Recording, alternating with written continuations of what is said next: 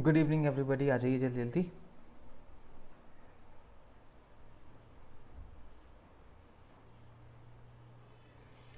चलिए, तो आज हम स्टार्ट कर रहे हैं unit third, fiction and short stories. Syllabus समझ लेंगे पहले कि आपके इस यूनिट में क्या क्या है। तो आपके सिलेबस में 6 लेक्चर्स हैं और इन 6 लेक्चर्स में हम यूनिट थर्ड को कंप्लीट करेंगे। आज हम शुरू कर रहे हैं pre Chaucerian to Elizabethan as में लिखी गई फिक्शन और शॉर्ट स्टोरीज़। उसके बाद हम प्यूरिटन, रेस्टोरेशन और न्यू क्लासिकल एज में लिखी गई फिक्शन एंड शॉर्ट स्टोरीज़ पढ़ेंगे।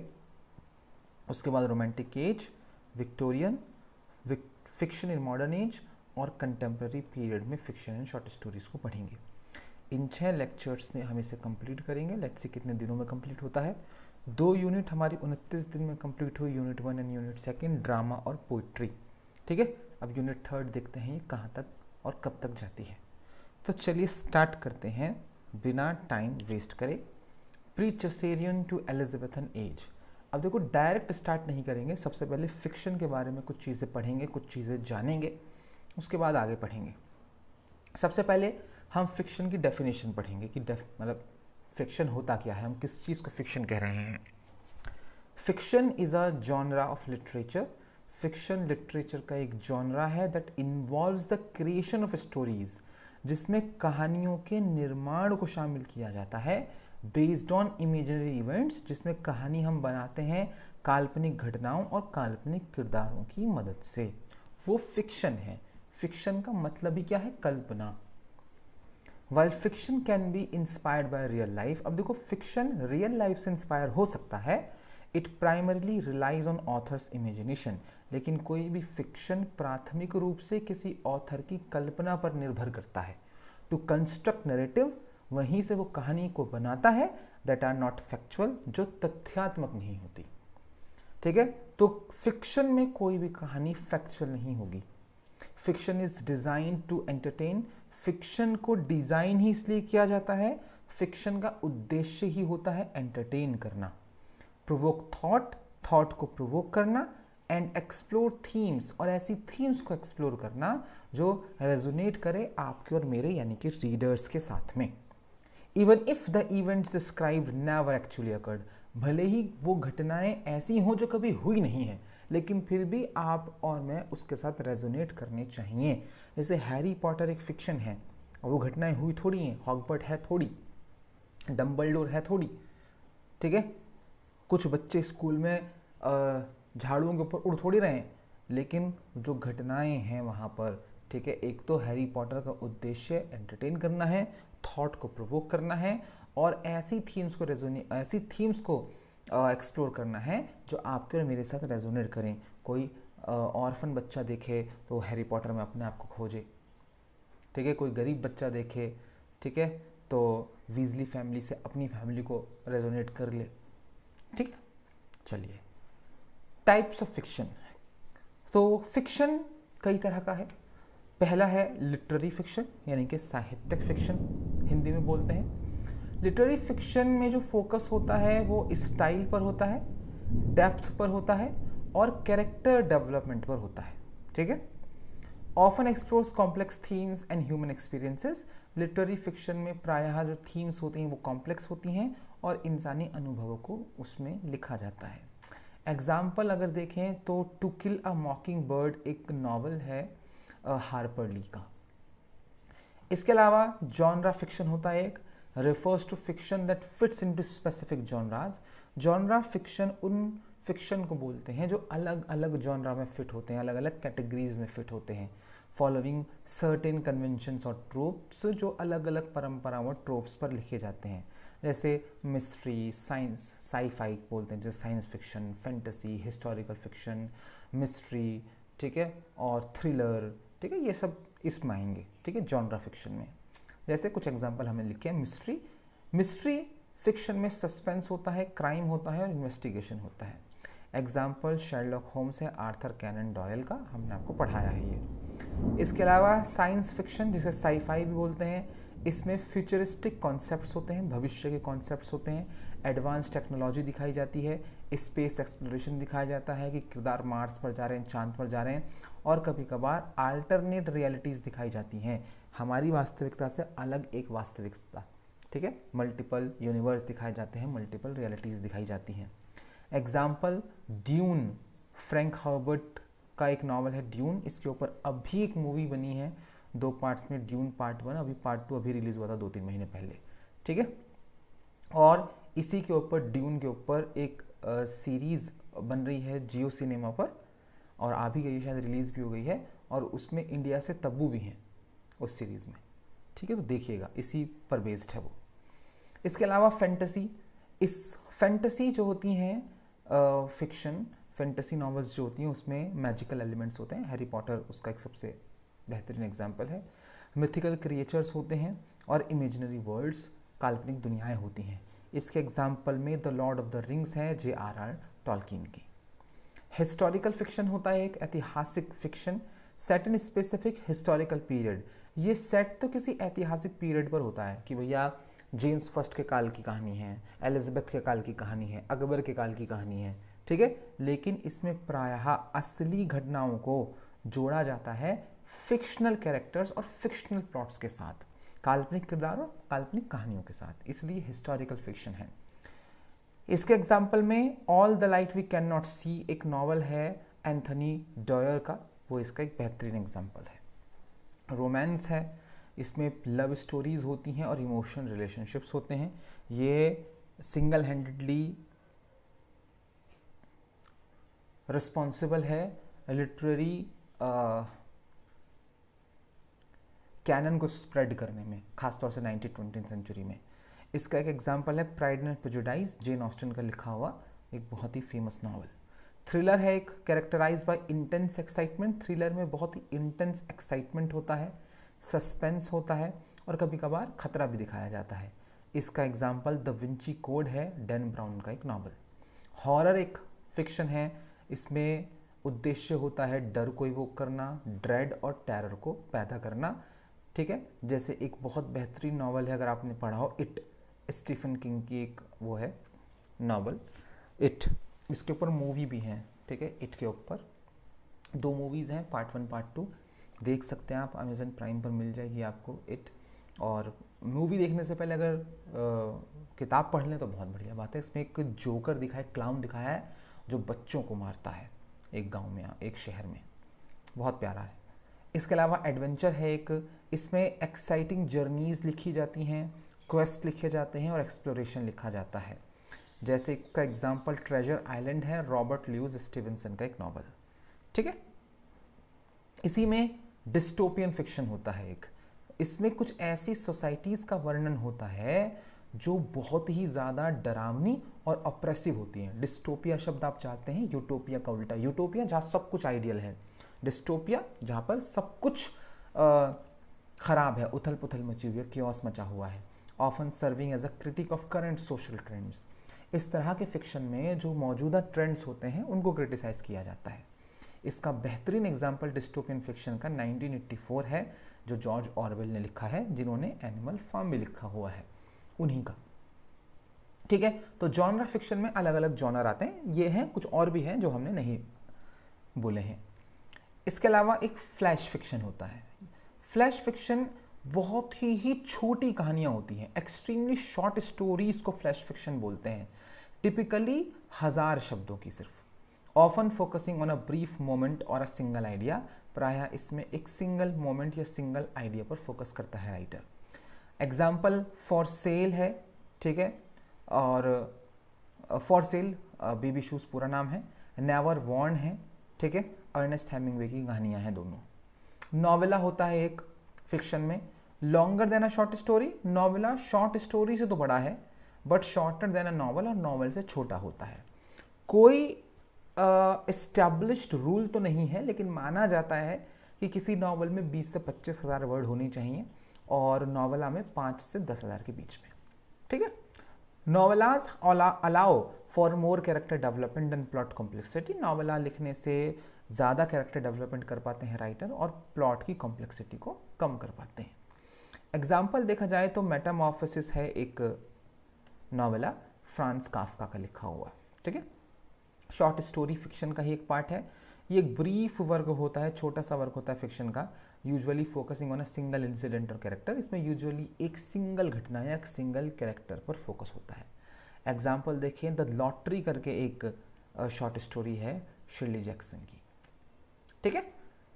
अब ये सब पढ़ेंगे हम यूनिट 3 में कि कौन सा फिक्शन, कौन सा नॉवल, ठीक है, कौन सी शॉर्ट स्टोरी, कौन सा नॉवला, कौन सा मिस्ट्री, कौन सा थ्रिलर, कौन सी हॉरर किस किस दौर में लिखी गई है, ठीक है।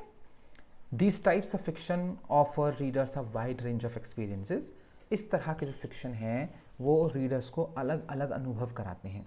From the thrill of a mystery, इसमें किसी मिस्ट्री का थ्रिल मिलता है या immersive world building of fantasy देखने को मिलती है। Allowing authors to explore various themes, fiction authors को अलाउ करता है कि वो अलग अलग थीम्स को एक्सप्लोर कर सकें, अलग अलग आइडियाज़ को एक्सप्लोर कर सकें क्रिएटिव तरीक़ों से, ठीक है। चलिए, ये तो हो गया एक छोटा सा इंट्रोडक्शन फिक्शन का। अब हम अपने असल मुद्दे पर आते हैं, और हमारा असल मुद्दा क्या है? प्री चौसेरियन पीरियड, ठीक है।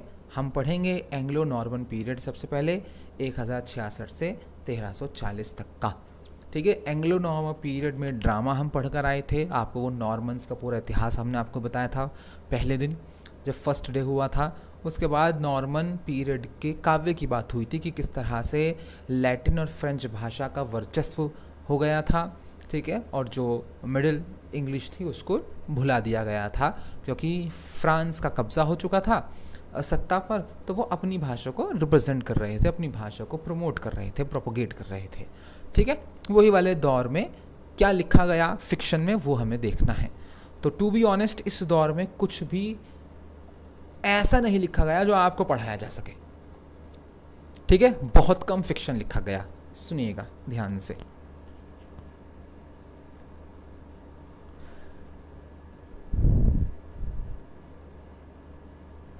चलिए, आगे बढ़ने से पहले हम आपको बता रहे हैं कि 1 अक्टूबर से दोपहर को 12 बजे यूपी पीजीटी का एक नया बैच बना रहे हैं हम, ठीक। और आप अच्छे से जानते हैं कि हम सिर्फ एक बैच बनाते हैं यूपी पीजीटी का विद 30 स्टूडेंट्स, और पिछला बैच अभी ख़त्म होने की कगार पर ही है और बिल्कुल लास्ट चल रहा है उसका। अब ये नया बैच है अक्टूबर से, और यूपी पीजीटी के 16 राइटर्स को कंप्लीट करने में हमें 12 से 14 महीने लगते हैं। हम डिटेल पढ़ाते हैं एक एक राइटर, उसके सारी रचनाएं।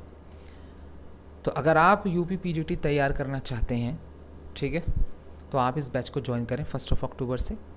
2000 रुपये महीना इसकी जो है फ़ीस है।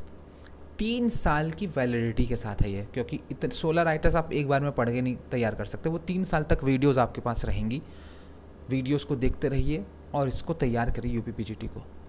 अगर आपका ये यूपी पीजीटी है जो आप देने वाले हैं तो उसके लिए भी फ़ायदेमंद है ये। तब तक कोर्स तो कंप्लीट नहीं करवा पाएंगे हम, ठीक है, टू बी ऑनेस्ट टाइम लगता है कोर्स कंप्लीट कराने में यूपी पीजीटी का।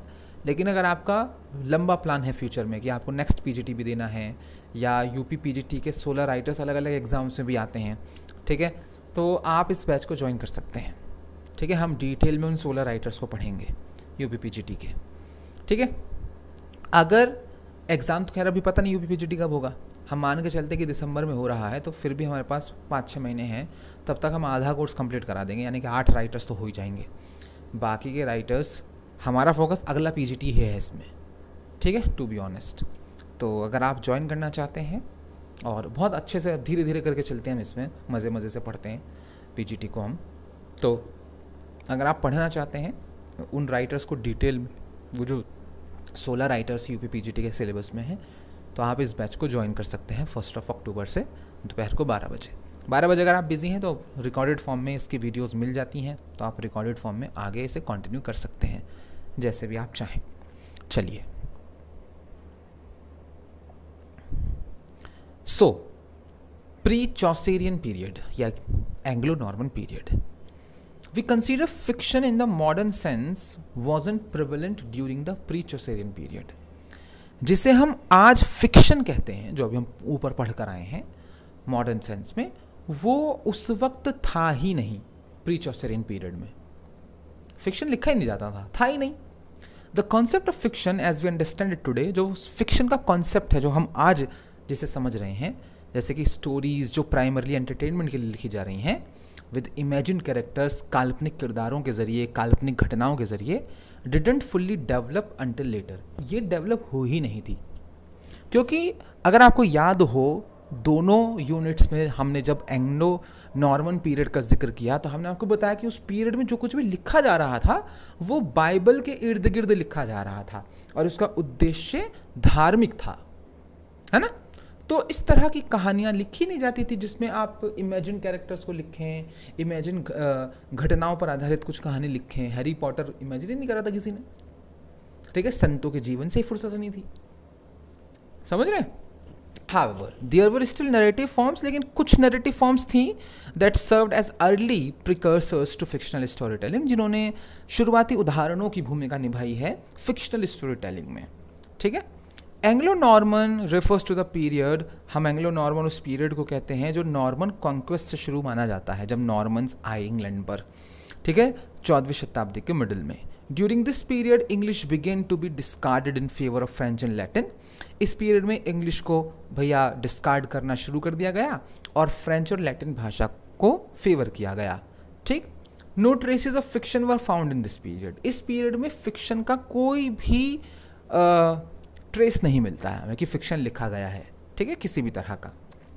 चलिए, कुछ की पॉइंट्स हैं प्री चौसेरियन नरेटिव फॉर्म्स के। हम फिक्शन की बात नहीं कर रहे हैं कि उस दौर में जो लिखा जा रहा था उसके क्या पॉइंट्स थे, क्योंकि फिक्शन तो लिखा नहीं गया प्री चौसेरियन पीरियड में, लेकिन इन नैरेटिव फॉर्म्स का असर हमें 19th, 20th और 18th सेंचुरी के फिक्शन एंड शॉर्ट स्टोरीज पर नजर आएगा, ठीक है, इसलिए पढ़ रहे हैं हम। तो चलिए सुनिए। तो नॉर्मन एंग्लो नॉर्मन पीरियड में जो कुछ लिखा जा रहा था उसका जो नैरेटिव था, जो कहानियां थी, वो धार्मिक और एलिगोरिकल थी। Most of the narrative works from this period were not purely fictional. ज़्यादातर जो रचनाएं हैं इस पीरियड की वो पूरी तरह से फिक्शनल नहीं थी, but were infuse with religious and moral lessons, बल्कि उसमें धार्मिक और नैतिक पाठ घुसे हुए थे।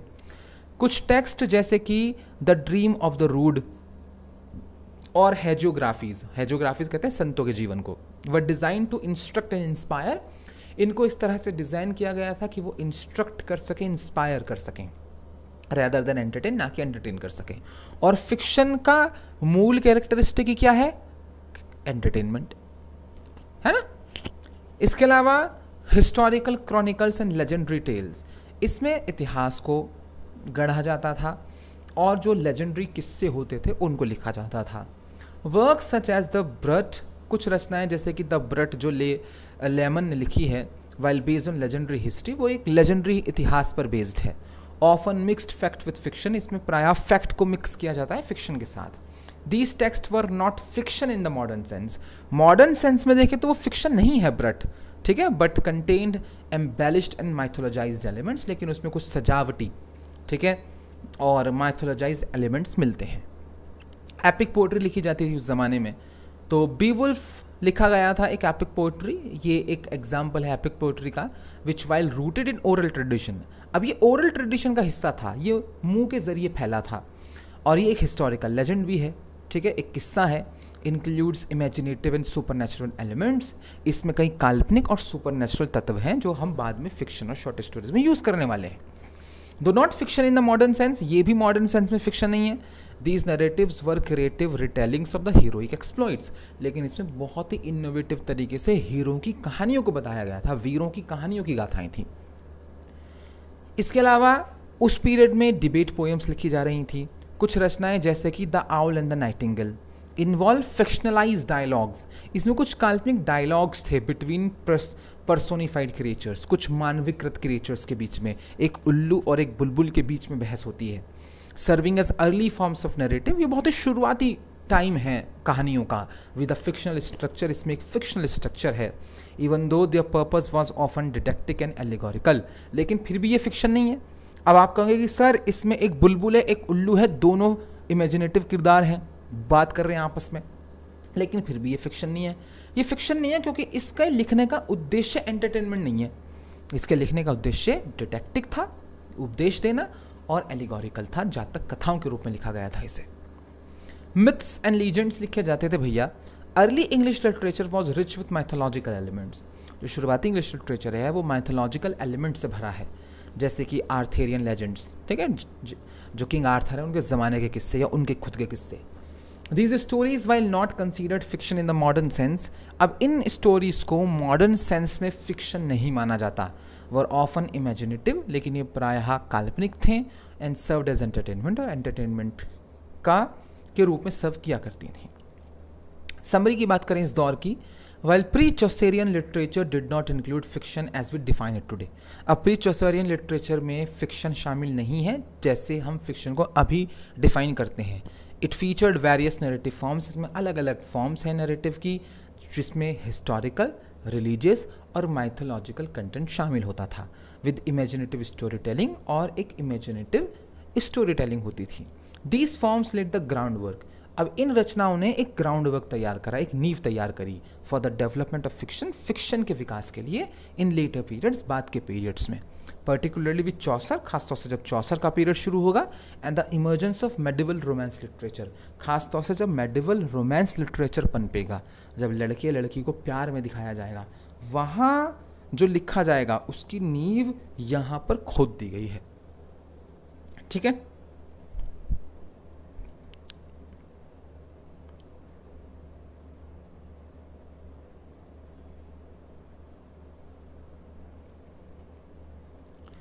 चलिए अब आगे हम बढ़ते हैं एज ऑफ चौसर पर।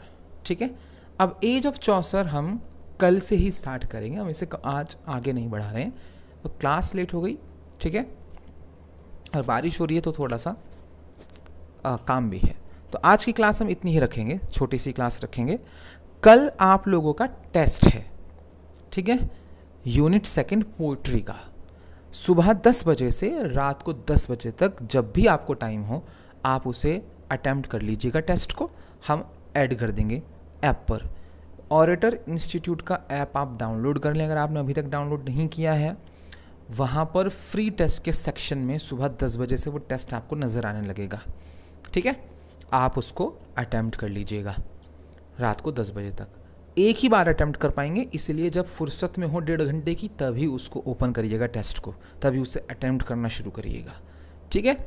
बाकी आप कैसे उसको एक्सेस कर सकते हैं टेस्ट को, उसके लिए हम एक छोटी सी वीडियो बना देंगे और आपको भेज देंगे ग्रुप में और यूट्यूब चैनल पर डाल देंगे, तो आप उसको देख लीजिएगा कि आप कैसे ऑरेटर इंस्टीट्यूट के ऐप से उस फ्री टेस्ट को दे सकते हैं, ठीक है। वो टेस्ट फ्री है, ठीक,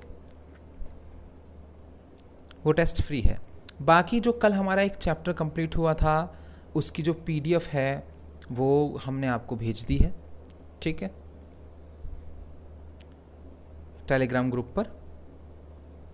तो उस पीडीएफ को अगर आप प्रिंट आउट निकलवाना चाहते हैं तो निकलवा लीजिएगा। बाकी ये वाली जो पीडीएफ है इसको जब जैसे ही कंप्लीट हो जाएगा वैसे भेज दी जाएगी, ठीक है।